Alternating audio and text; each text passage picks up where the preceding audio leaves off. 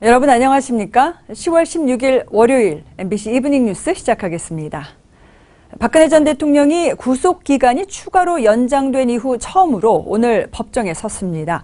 박 전 대통령은 정치 보복은 자신에게서 마침표가 찍어지길 바란다며 구속 연장에 대한 심경을 밝혔습니다. 첫 소식 박철현 기자가 전해드립니다. 법정에선 박근혜 전 대통령은 우선 구속돼 주 4회씩 재판을 받은 지난 6개월은 참담하고 비참한 시간이었다며 입을 뗐습니다. 그러면서 한 사람에 대한 믿음이 상상조차 하지 못한 배신으로 돌아왔고 이로 인해 모든 명예와 삶을 잃었다고 말했습니다. 이어 무엇보다 국가를 위해 헌신한 공직자들과 국가 경제를 위해 노력하시던 기업인들이 피고인으로 전락해 재판받는 걸 지켜보는 건 참기 힘든 고통이었다고 소회를 밝혔습니다. 자신의 혐의에 대해서도 무죄를 주장했습니다. 롯데나 SK뿐 아니라 재임 기간 중 그 누구로부터도 부정한 청탁을 받거나 들어준 사실이 없다며 재판 과정에서도 해당 의혹은 사실이 아님이 충분히 밝혀졌다고 생각한다고 말했습니다. 이어 오늘은 구속기한이 끝나는 날이었지만 재판부는 검찰 요청을 받아들여 추가 구속영장을 발부했다며 다시 구속이 필요하다는 결정을 저로서는 받아들이기 어려웠다고 밝혔습니다. 또 이제 정치적 외풍과 여론의 압력에도 오직 헌법과 양심에 따른 재판을 할 것이란 재판부에 대한 믿음이 더는 의미 없다는 결론에 이르렀다며 향후 재판은 재판부의 뜻에 맡기겠다고 말했습니다. 그러면서 법치의 이름을 빌린 정치 보복은 제게서 마침표가 찍어졌으면 한다는 말로 마무리했습니다. 한편 박 전 대통령 측 유영하 변호사는 변호인단 모두가 사임하기로 했다며 총사퇴 의사를 공식 발표했습니다. MBC 뉴스 박철현입니다. 한미연합 해상훈련이 오늘부터 동해와 서해상에서 시작됐습니다. 미군의 핵추진 항공모함 로널드 레이건함을 중심으로 한 항모 강습단 등 한미 해군 함정 40여 척이 이번 훈련에 투입됐습니다. 보도에 윤지은 기자입니다. 북한의 추가 도발이 우려되는 가운데 한미 해군이 닷새간의 일정으로 오늘부터 동해와 서해에서 고강도 연합훈련에 돌입했습니다. 훈련은 북방 한계선 NLL 이남에서 실시 중이라고 우리 군은 밝혔습니다. 항모 강습단 훈련과 연합 대특수전부대 작전 훈련을 실시하면서 이번 훈련은 또한 NLL 이남 해역에서 실시합니다. 오는 20일까지 진행되는 이번 훈련에는 어제 한반도 해역에 진입한 미군의 핵추진 항공모함 로널드 레이건함과 핵 잠수함 등 항모 강습단이 투입됐습니다. 축구장 3개 넓이의 레이건함은 각종 항공기 70여 대를 탑재하고 있으며 핵 잠수함엔 김정은 참수작전 전담 특수부대원들도 탑승한 것으로 전해졌습니다. 우리 해군의 이지스 구축함인 세종대왕함 등을 포함하면 훈련에 동원된 한미 해군의 함정은 40여 척에 달합니다. 양국군은 이번 훈련을 통해 북한의 미사일 탐지, 추적, 요격 능력을 강화하고 서북도서 기습 공격에 대비해 해상으로 침투한 적 특수부대의 조기 경멸 역량도 높인다는 구상입니다. 이런 가운데 합동참모본부는 오늘 국회 국정감사 업무보고에서 수도권을 겨냥한 북한의 장사정포 공격에 대비해 요격 무기 체계를 개발 중에 있다고 밝혔습니다. MBC 뉴스 윤지윤입니다. 트럼프 정부의 핵심 인사들이 방송 인터뷰에 출연해 다양한 대북 메시지를 쏟아냈습니다. 이들은 트럼프 대통령이 미국을 북핵 위협으로부터 보호하기 위해 무엇이든 할 거라며 군사 옵션을 경고하는가 하면 트럼프 대통령이 전쟁을 추구하지 않는다며 협상의 문을 열어뒀습니다. 보도에 현원섭 특파원입니다. 미국이 다시 한번 북한에 강한 경고의 메시지를 보냈습니다. 맥메스터 국가안보보좌관은 트럼프 대통령이 북한의 핵무기 위협을 막는 데 필요한 것이라면 무엇이든 할 거라고 강조했습니다. 핵 개발이 북한 정권을 안전하게 지켜줄 거라는 김정은의 생각은 사실 정반대라고도 했습니다. 또 미군은 계속 강해지고 있으며 즉각적인 군사 옵션 태세를 갖추고 있음을 분명히 했습니다. 헤일리 유엔 주재 미국 대사는 트럼프의 이란 핵협정 준수 불인증은 완벽한 대북 메시지라고 말했습니다. 미국은 북한의 협상 테이블로 오라고 애걸하지 않을 것이고 인센티브를 통해 북한을 설득하려 하지도 않을 거라고 단언했습니다. What we're saying now with Iran is don't let it become the next North Korea. So what this says to North Korea is don't expect us to engage in a bad deal. 반면 북한과의 협상 가능성도 열어뒀습니다. 틸러슨 국무장관은 트럼프 대통령이 자신에게 외교적 노력을 계속하라는 점을 분명히 했다고 밝혔습니다. 또 트럼프는 북한과의 전쟁을 추구하지 않는다면서 미국의 외교적 노력은 첫 번째 폭탄이 투하될 때까지 계속될 거라고 말했습니다. 워싱턴에서 MBC 뉴스 현원서입니다. 국정감사가 2주차에 접어든 가운데 여야가 전임 정부의 적폐 청산과 탈원전 등 정부 정책에 대한 공방으로 맞붙고 있습니다. 보도에 김준형 기자입니다. 더불어민주당은 박근혜 정부 청와대에 세월호 보고 조작 의혹과 관련해 진상규명을 위한 세월호 특조위 2기를 조속히 발족시켜야 한다며 여야 간 협의체 구성을 제안했습니다. 사안의 엄중함을 감안해서 초당적 협력을 위한 회의를 모든 정당에게 정식으로 제안드립니다. 이에 맞서 자유한국당은 노무현 전 대통령 측의 640만 달러 수수 의혹 진상규명에 대한 전방위 압박에 나섰습니다. 모든 법적, 정치적 수단을 총동원해서 강력한 진상규명과 책임 추궁을 하겠다는 국민의당 김동철 원내대표는 민주당과 한국당이 경쟁을 하듯 과거사 전쟁에 올인하고 있다며 소모적 정쟁을 지양할 것을 촉구했습니다. 오늘 12개 국회 상임위에서 40여 개 기관을 상대로 진행되고 있는 국정감사에서도 공방은 계속됐습니다. 신고리 오육호기 공사 재개 여부와 관련한 공론화의 조사 결과 발표를 앞두고 야당은 문재인 정부의 탈원전 정책에 대한 비판을 이어갔습니다. 전력 수급 계획에 대한 부분도 검토가 안 된 부분에서 그냥 마구잡이로 밀어붙이는 거 아니겠습니까?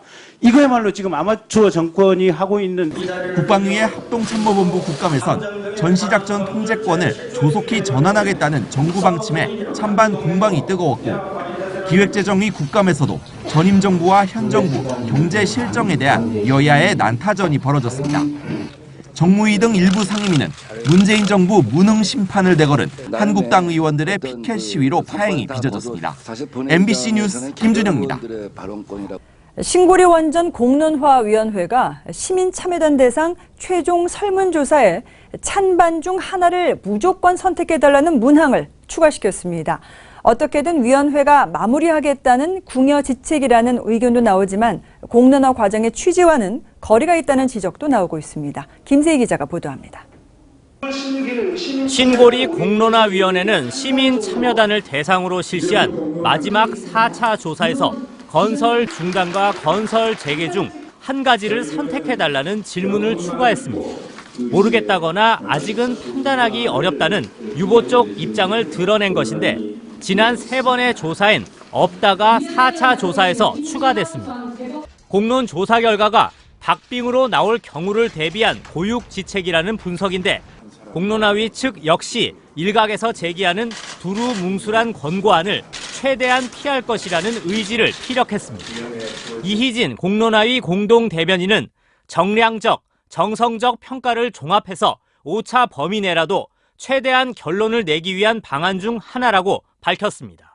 이를 두고 학계 일각에선 수기 과정을 통해 공론의 흐름과 변화를 살피는 공론화 과정의 본 의미와 거리가 있다는 지적도 나옵니다. 한양대학교 김태윤 교수는 유보 의견 자체도 중요한 부분이기 때문에 양자택일을 강요해 결론을 유도하는 것은 부적절하다고 비판했습니다. 공론화위는 내일부터 2박 3일간의 비공개 합숙회의를 통해 4차 조사 결과와 그동안의 공론 활동을 면밀히 분석할 계획입니다. 이어 오는 20일 오전 8시에 공론화위원회 마지막 회의를 열어 최종 권고안을 의결해 정부에 전달한 뒤 오전 10시에 공개 발표할 예정입니다.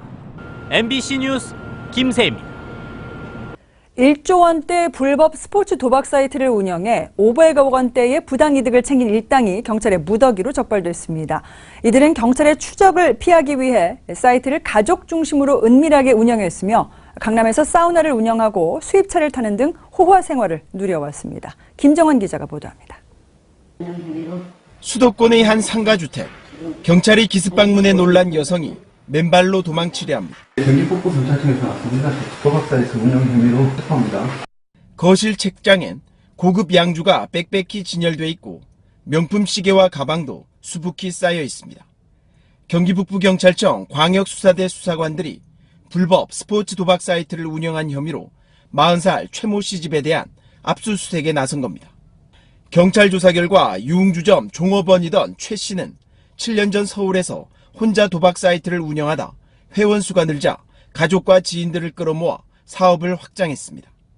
아내에겐 자금 관리를, 처남과 조카에겐 중국과 필리핀 해외 사무실을 맡겼고 국내에선 같은 유흥주점 종업원들로 홍보팀을 꾸려 회원수를 6,000명까지 늘렸습니다. 대포통장 500여 개를 돌려 1조 원대 판돈을 입금받았고 이를 통해 최 씨 등은 500억 원의 부당이득을 챙겼습니다.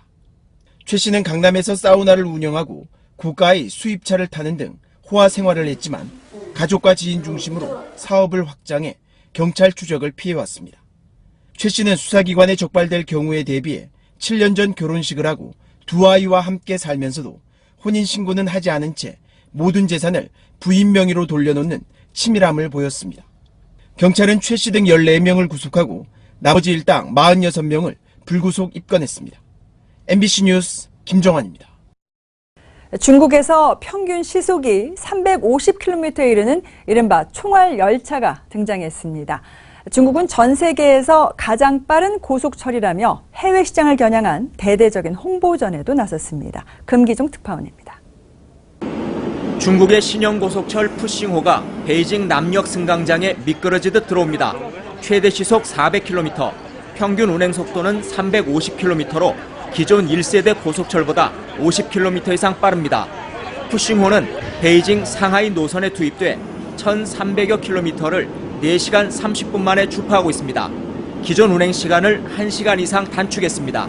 I think we can get to Beijing much faster, and it's so much more convenient than flying. It really makes more sense. 高铁的优势有很多，首先它准时，第二个呢它安全，第三个的话它可以使用无线网。 당국은 자체 기술로 만든 신형 고속철이 일본이나 독일의 고속철보다 빠르다며 대대적인 홍보에 나섰습니다. 掀开了新的篇章，这个篇章就是完全是中国标准，中国的自主知识产权。 중국이 신형 고속철 선전에 열을 올리는 건 세계 고속철 시장에 진출하기 위해서입니다. 중국 주도로 아시아와 유럽, 아프리카 경제권을 조성하는 1대1로 사업에서 필수 항목인 교통 인프라 건설을 차지하려는 겁니다.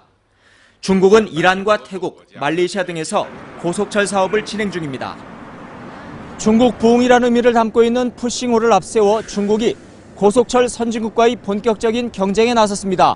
베이징에서 MBC 뉴스 금기정입니다.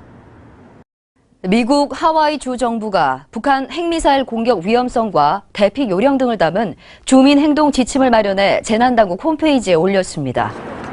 하와이 주 비상계획국은 북한의 공격 가능성이 크지 않지만 무시할 수 없다며 미국이 북한 미사일 발사에 대한 조치가 실패한다면 20분 안에 하와이에 미사일이 떨어질 수 있다고 설명했습니다. 미국 본토에서 7,200km 떨어져 있는 하와이는 북한이 대륙간 탄도미사일 ICBM 화성 14형을 완성하면 사거리 안에 놓일 수 있습니다. 회사 돈을 횡령해 자신의 집 인테리어 공사비로 사용한 혐의를 받고 있는 조양호 한진그룹 회장에 대해 경찰이 구속영장을 신청했습니다. 경찰은 또 증거가 있는데도 혐의를 부인하는 등 증거인멸의 우려가 있다며 시설 담당 임원 조모 전무 등 2명에 대해서도 함께 구속영장을 신청했습니다. 조 회장은 지난 2013년 5월부터 8달 동안 부부 소유의 서울 평창동 자택의 인테리어 공사 비용 70억 원 중 30억 원을 같은 시기에 진행된 호텔의 공사비로 넘겨 사용한 혐의를 받고 있습니다. STX 조선해양 폭발 사고로 수사해온 해경수사본부가 원하청 관계자 5명에 대해 구속영장을 신청했습니다.